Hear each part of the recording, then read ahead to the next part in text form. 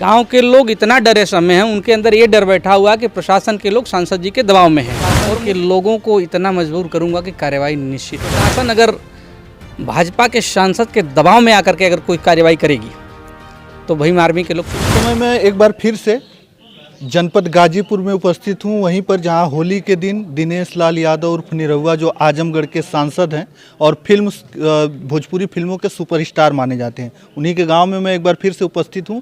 और उन्हीं के गांव में जो होली के दिन यहां पर मारपीट हुई थी, टाड़वा टप्पा सौरी करके गांव है वहीं पे, और उनके घर के ठीक बगल में हम खड़े हैं जहां पे यहीं पर अभी बहुत फोर्स आई थी। तमाम जिले के आला अधिकारी यहां पर उपस्थित थे, जिले के डीएम महोदया थी, इसके बाद एसपी साहब थे।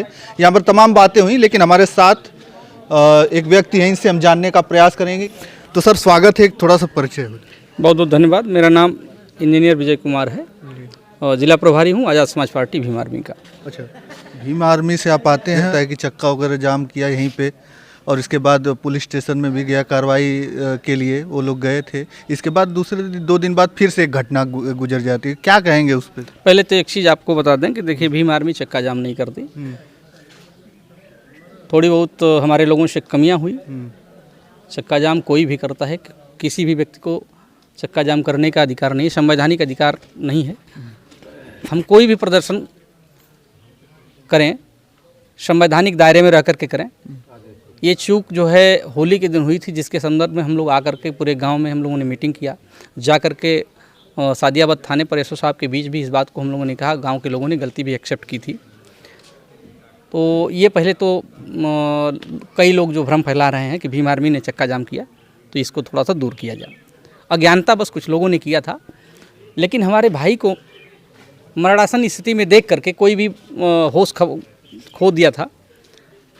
हम प्रशासन से बस इतना निवेदन करेंगे कि जो घटनाएं पुनरावृत्ति हो रही हैं, ये पुनरावृत्ति न होने पाए, और अगर दोबारा इस तरह की घटना होती है, मैं अपने लोगों से अपील करना चाहूँगा कि आप संवैधानिक दायरे में बैठें, कहीं भी धरना पर बैठें।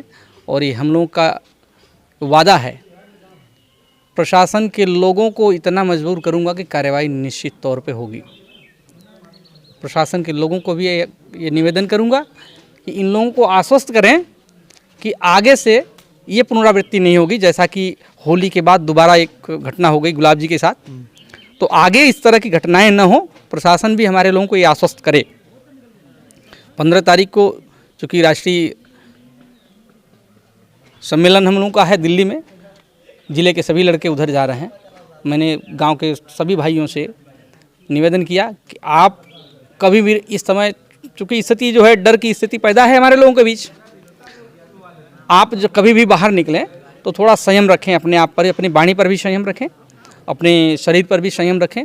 कहीं ऐसा ना हो कि आपसे कहीं कोई गलतियां हों, क्योंकि बाबा साहब का संविधान, अगर आप बाबा साहब को मानते हैं तो बाबा साहब के संविधान को आपको मानना पड़ेगा। और अगर कहीं गलती आपसे होती तो आपके खिलाफ भी कार्रवाई, जैसा कि हुआ है। 15 लोग नामजद उस दिन होली के दिन जो घटना हुई, ये दुर्भाग्यपूर्ण घटना थी। अनजाने में हमारे लोगों ने गलतियां की, उनको ये नहीं पता था कि इसका दुष्परिणाम क्या होगा। दुष्परिणाम झेलना पड़ा। 15 लोगों के खिलाफ नामजद FIR 186 में सरकारी कार्य में बाधा तमाम चीज़ों में हुआ है, और 40-50 लोग अज्ञात हैं। तो ये दोबारा हमारे लोगों के ऊपर ऐसा न होने पाए, आप लोगों से भी निवेदन करेंगे, यहाँ के हमारे जो भी ग्रामवासी हैं, और प्रशासन को एक चेतावनी भी देंगे कि प्रशासन अगर भाजपा के सांसद के दबाव में आकर के अगर कोई कार्रवाई करेगी तो भीम आर्मी के लोग चुप नहीं बैठेंगे। तो आपको क्या लगता है कि इसमें किसी का दबाव है इस मैटर को लेकर? अभी चूँकि हम ये बात पूर्णतया तो नहीं कह सकते, क्योंकि हमारे लोगों ने भी जो गलतियां कर दी, हमारे खिलाफ जो FIR हो गया है, हमारे लोगों के खिलाफ सरकारी कार्य में बाधा और तमाम धाराओं में FIR हुआ है। 15 लोग नामजद हैं और 40-50 लोग अज्ञात में हैं। तो पुलिस के पास देखिए अज्ञात ऐसा एक हथियार है कि जिसका लोकेशन ट्रेस कर ली कि इस दायरे में आप हैं, उसको सबको कर सकती है। तो मेरा निवेदन पुलिस से ये रहेगा, SP साहब से निवेदन ये रहेगा कि उन्हीं लोगों को चिन्हित करें जो वाकई शामिल हैं। धारा भाई ठीक है, हम न्यायालय में जाएंगे, अपनी बात रखेंगे। अज्ञानता बस कुछ हुआ है, तो मैं प्रशासन के लोगों से निवेदन करूंगा कि इनकी अज्ञानता को, चूँकि हमारा भाई जब चोटिल है मरणासन स्थिति में, तो हम अपना बदहवास स्थिति में ऐसा कर दिए हैं, तो थोड़ा सा उस समय रिलीफ देना चाहिए था, लेकिन गलतियां जो ही उस संवैधानिक दायरे में तो होना चाहिए था, कम से कम नहीं हुआ है, गलती हुई है, उसका दुष्परिणाम हमको झेलना पड़ेगा।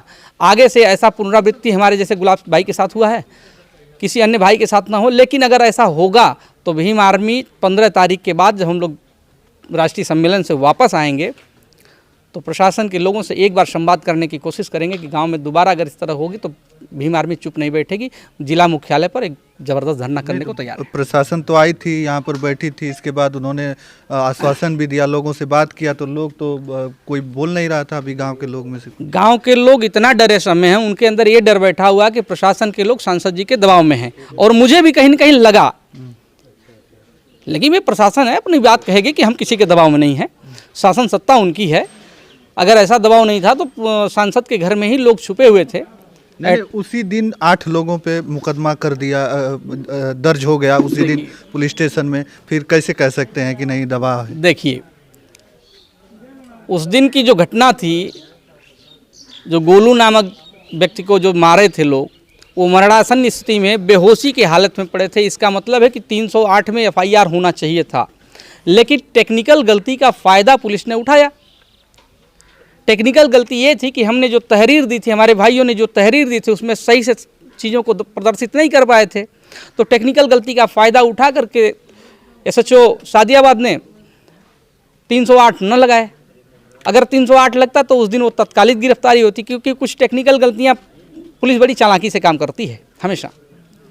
भाई जानते हैं कि 7 वर्ष से नीचे की सज़ा जिसमें है उसमें गिरफ्तारी तुरंत नहीं है, तो ऐसी टेक्निकल गलती पा करके इन्होंने जानबूझ करके 308 नहीं लगाया, जबकि हम अगर तहरीर सही सलामत दिए होते तो 308 लगता, वो सारे लोग तुरंत गिरफ्तार होते। तो हमारे भाइयों से गलतियां जहां हुई है उसको सुधार कराएंगे। दिन गलती हुई, इसके बाद फिर कल भी बताया जाता है कि वहां पर जब घटना हो गई तो इसके बाद कई लोग गए, थाने को घेर लिए, इस तरीके की बातें हो रही। देखिए, थाने को घेरना, अगर हमारे लोग असंवैधानिक दायरे में गए हैं तो फिर मैं कहूँगा कि हम असंवैधानिक दायरे में अगर हैं तो हमारे खिलाफ कार्रवाई हो सकती है, लेकिन थाने पर जाने का ये मतलब नहीं कि हम थाने को नुकसान पहुंचा रहे हैं। थाने पर जाने का ये मतलब नहीं। कई लोगों को जो है पुलिस ने भी जो है ज़बरदस्ती मोबाइल छीन ली, कई लोगों को जो है डंडे से भी पीटा गया। एक लड़का था, बता रहा था, पीछे मोबाइल कोई चला रहा था, उसको पीछे से डंडे से जो है ले करके डंडे से पीछे से जो है घोंप दिया गया। कहा कि भैया क्यों ऐसा कर रहे हैं, कहीं सीधा कर दूंगा। तो पुलिस भी अब जानबूझ करके अगर परेशान करेगी तो पुलिस को भी हम लोग ये करने नहीं देंगे। एटलीस्ट पुलिस को भी हम जानबूझ करके 40-50 का जो अज्ञात का मामला बता रहा हूँ ना, अज्ञात ऐसा हथियार है पुलिस के पास, वो जिसको चाहेगी लपेट सकती है, तो ये भी नहीं करने देंगे हम लोग।